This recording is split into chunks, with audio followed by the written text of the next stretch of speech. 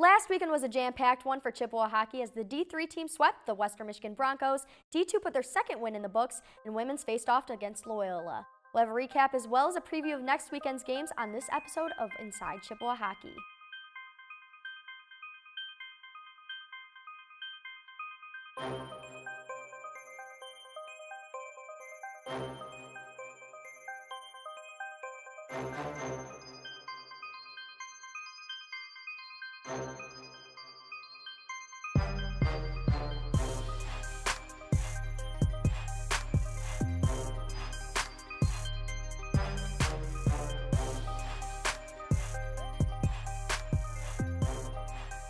The Division III team had a sweep against ACHA newcomer Western Michigan. Let's jump right into the highlights.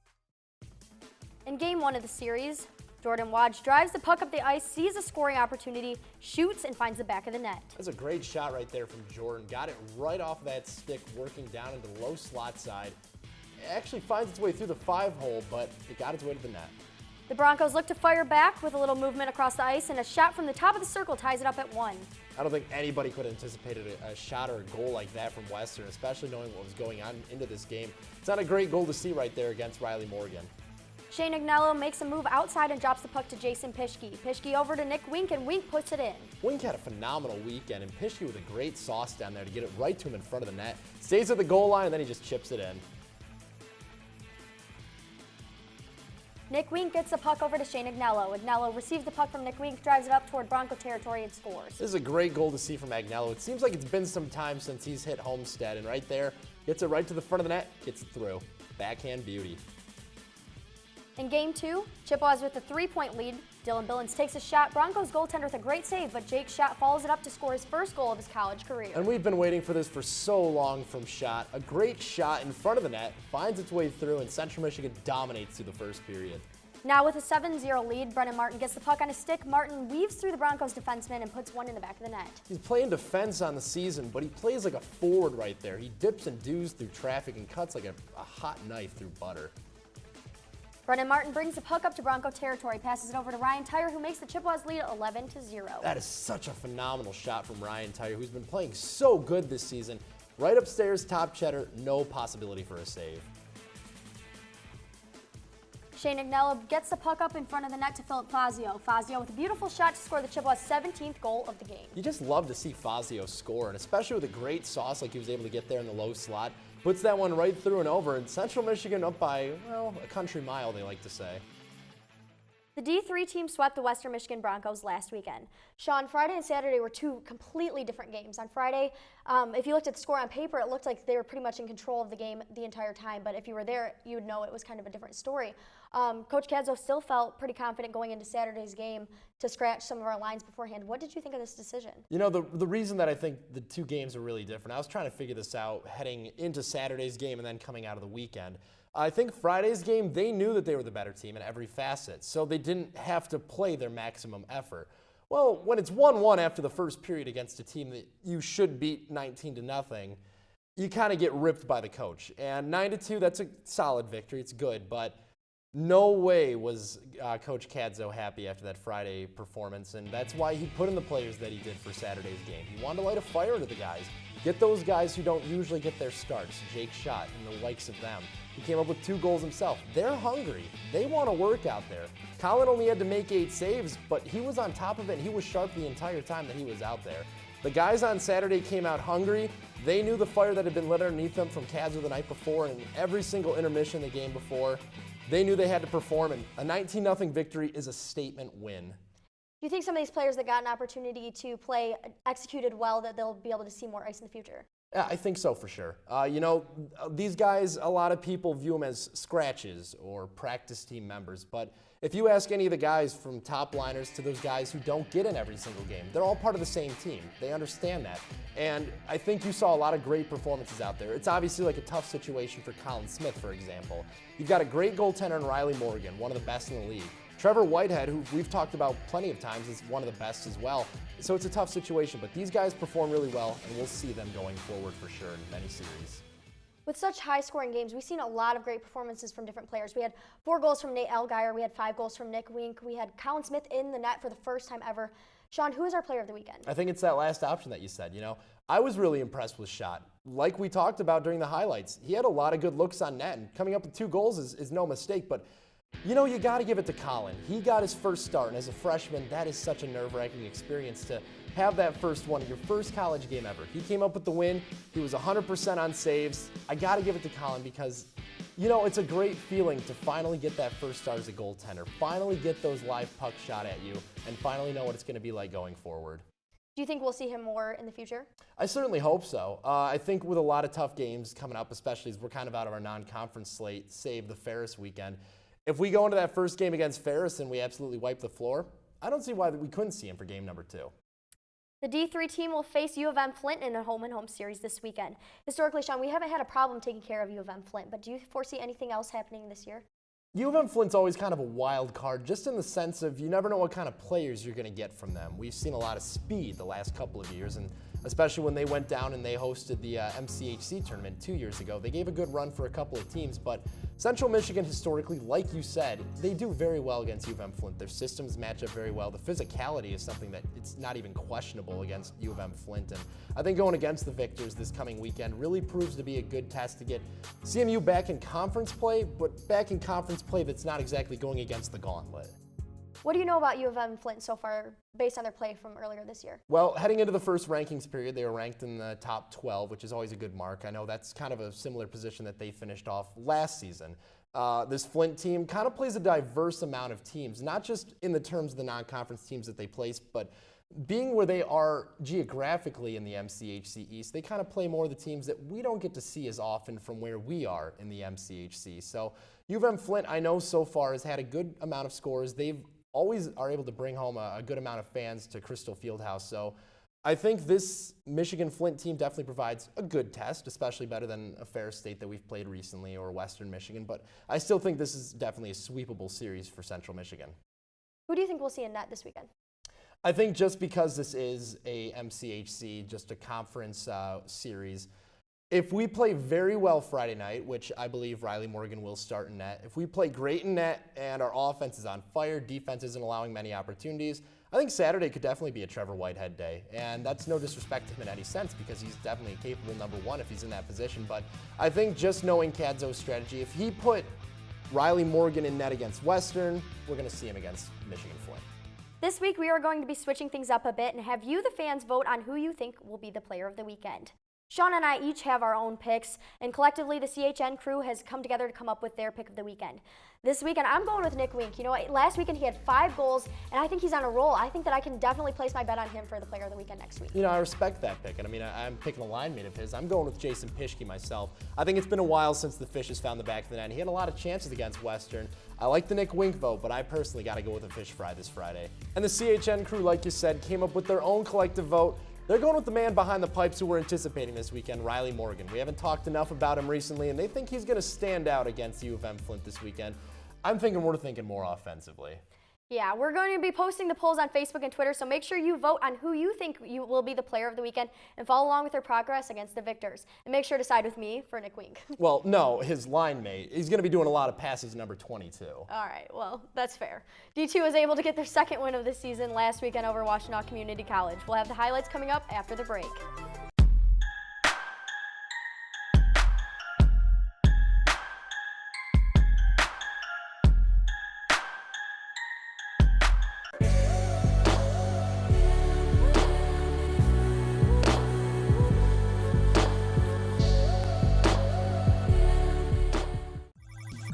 If you're like me, when you have some downtime, you like to play video games and watch anime. Though, you may not have anyone to talk to about these 2 hobbies. If that's the case, check out MHTV's brand new show, Downtime. My friends and I get together, have guests on, and we talk about gaming topics. We also discuss the latest anime being shown this season. So, if you have some downtime, come spend it with us at 12 p.m. and 7 p.m. on Charter Channel 189.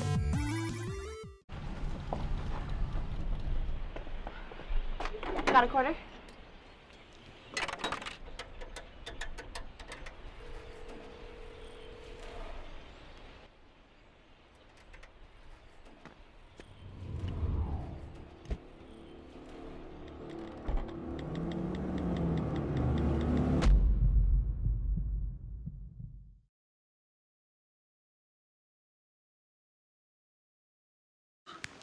Look at me. Hey. Raymond, look at mommy. Maybe the light hurts his eyes. Maybe she's just not hungry. Maybe he can't hear us. Maybe we're not stimulating him enough. Maybe it's a phase.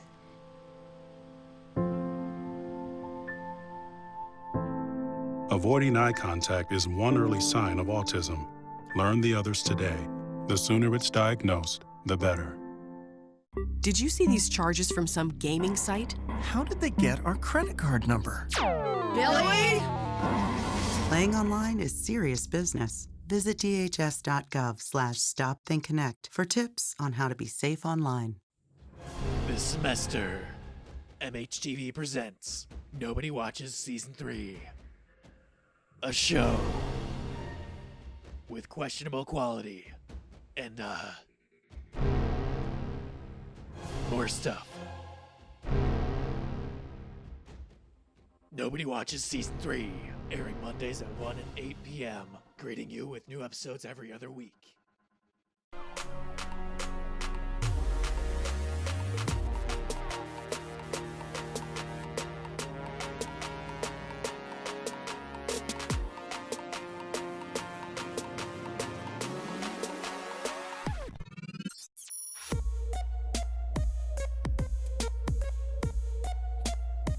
MHTV's Inside Chippewa Hockey airs every other Monday at 6 p.m.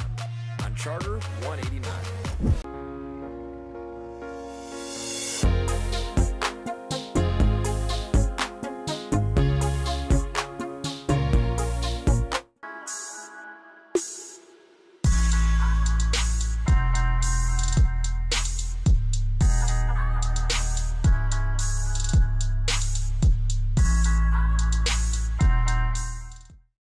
Welcome back to Inside Chippewa Hockey. Joining me at the desk to talk D2 is DJ Palm, who was on call last weekend against Washtenaw. DJ, let's dive right into the highlights. Let's do it. I got to get to the poker table, so let's make this quick, okay? Thank you. In Game 1, Kyle Bolger wraps around the back of the net, shoots, and Nick Modis finishes it off to score the first goal of the game. It's a good move by Tarowski here, avoiding two Washtenaw defenders there. Bolger ends up getting the puck behind the net, failed wraparound, but Modis right there to cash it in on a doorstep, 1-0. The Wolfpack's Gianni Walker passes up to Colin Issel, who puts it past the Chippewas to tie it up at 1. This was an absolute rocket from NASA that was on that ice from Colin Issel. That blew right over the glove of Dan Smith, no chance. Washtenaw looks to close the gap in the second period. Charlie Nelson shoots from the blue line and scores it up to tie at 2. This is a good job by Nelson here, recognizing the space he had with the shooting lane. Just throw it at the net. Things are going to happen when you do that, and we've got a tie game because of it.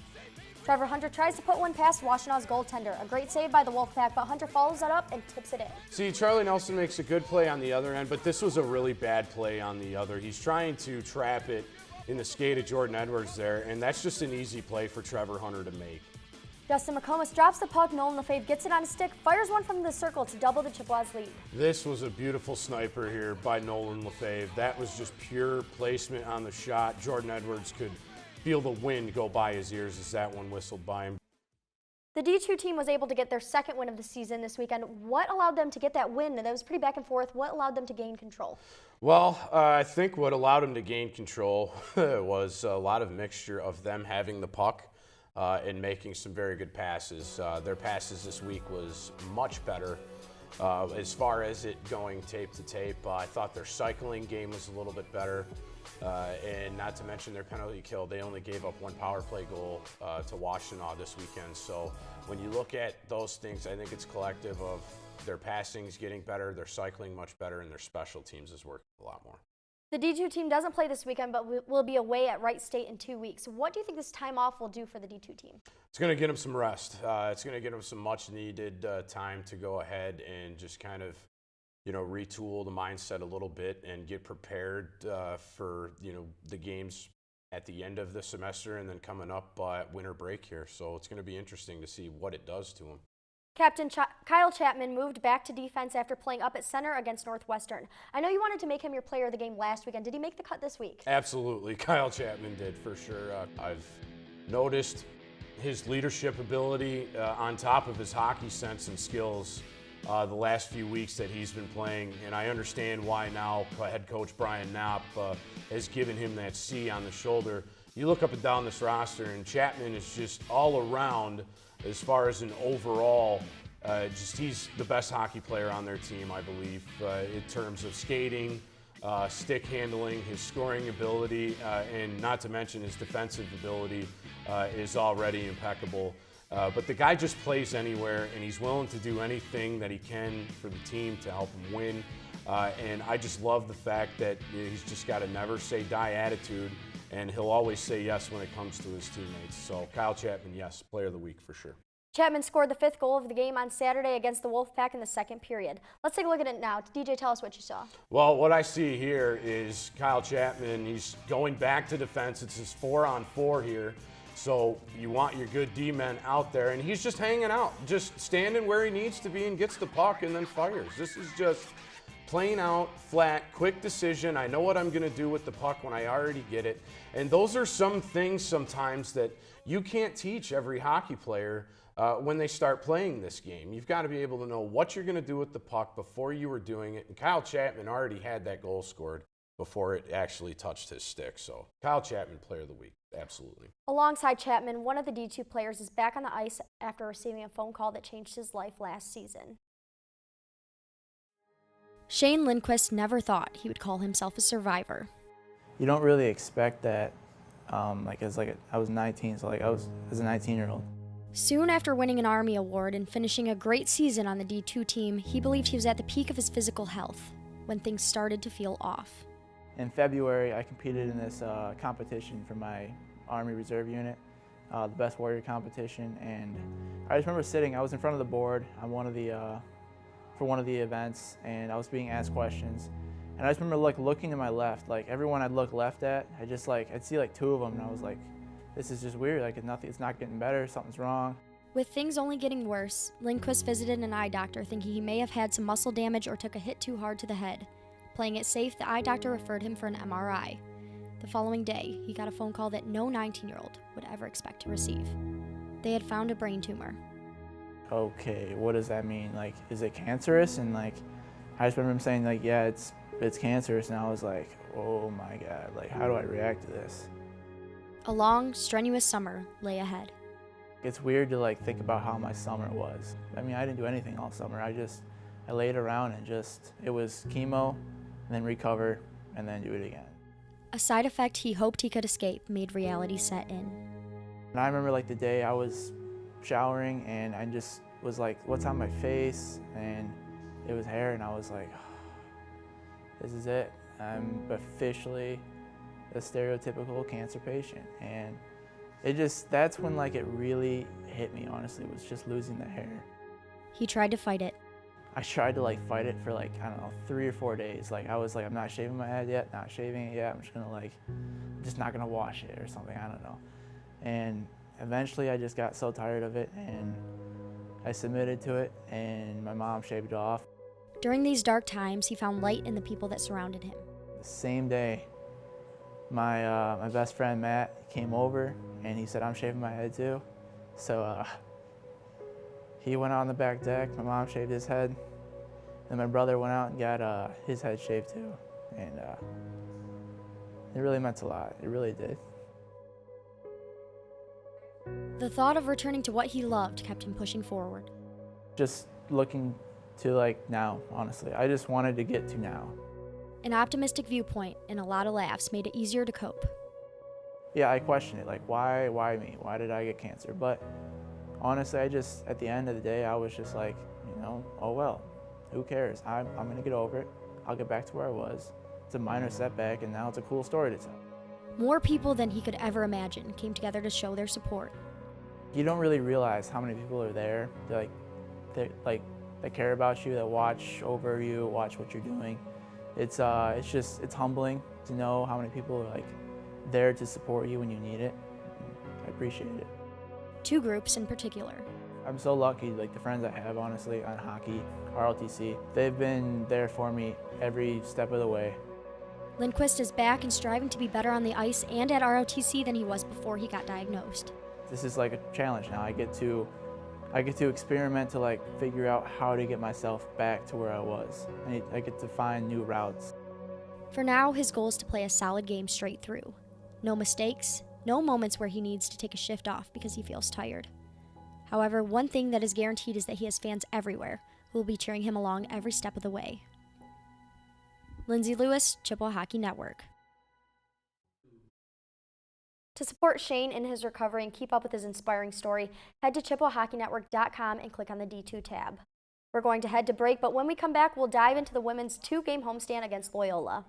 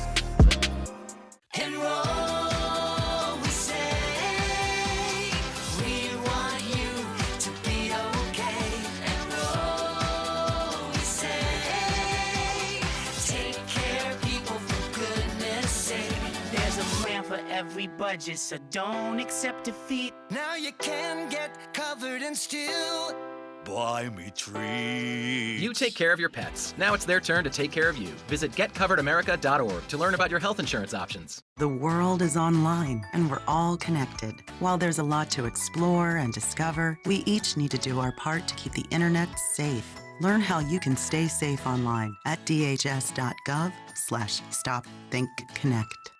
Something catch your eye? Tonight's gonna be perfect. I can feel it. Nothing could go wrong. There's my birthday girl. Did you really expect things to work out? I just wanted one good night.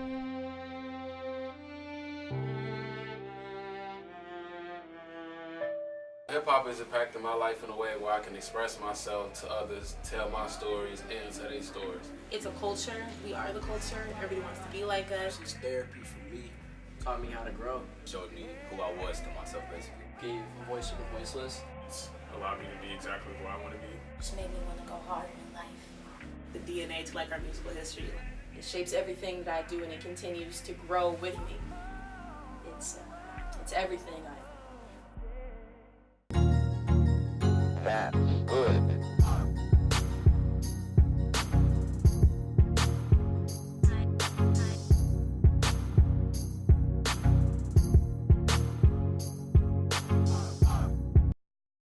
Welcome back to Inside Chippewa Hockey. The women's team was back in action this past weekend against the Ramblers of Loyola. Let's hit the highlights. Chippewa's looked to score first against Loyola on Friday. Anastasia Hartman comes out of the gate fast with her first goal of the game. Rebound right on the doorstep there for Hartman, who had to play up on first line with Pazzo being injured Friday. Found on the doorstep, jammed it through for her first of the season, and a birthday goal for her dad. Loyola moves the puck around the Chippewa zone. Great passes lead to a scoring opportunity that ties it up at 1. I can't tell if that hit off of a Chippewa stick right in front of the net or if it was a Loyola stick, but that's a bad goal to give up from LaRue with that blind kind of tip. Jessica Killingback fires the puck past Loyola's goaltender, regaining their lead 2-1. Another juicy rebound right in front of the net. That one started and finished by Jessica Killingback. She has had a phenomenal season.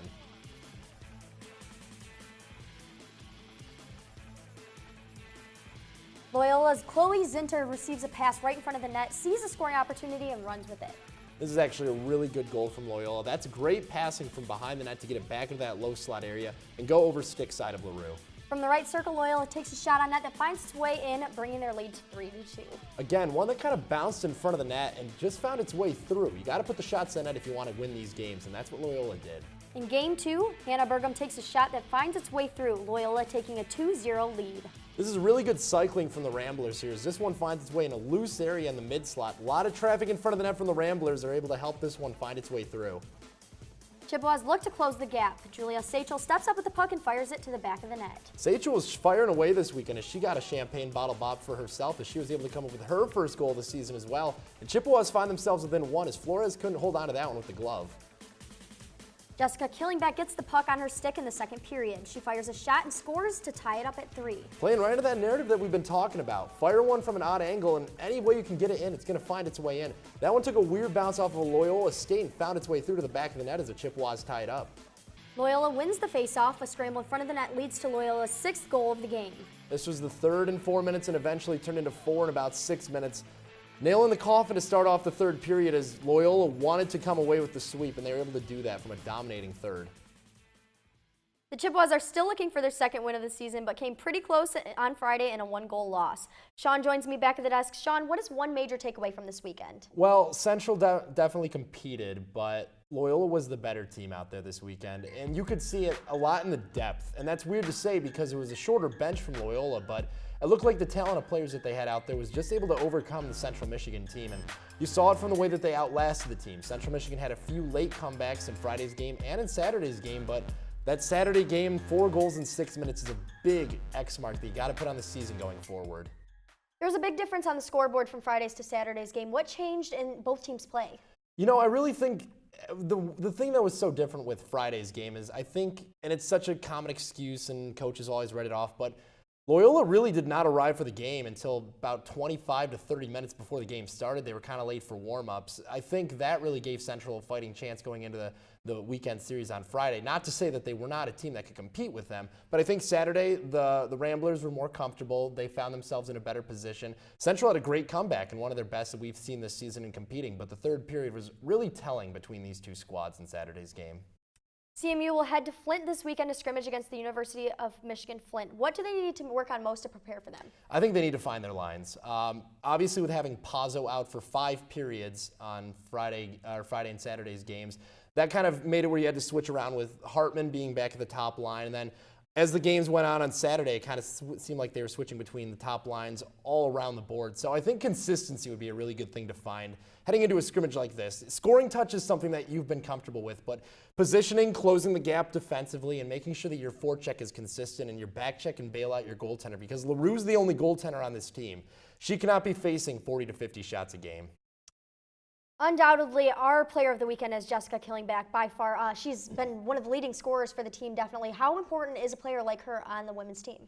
Important is such an understatement, really, for how well she's played this season.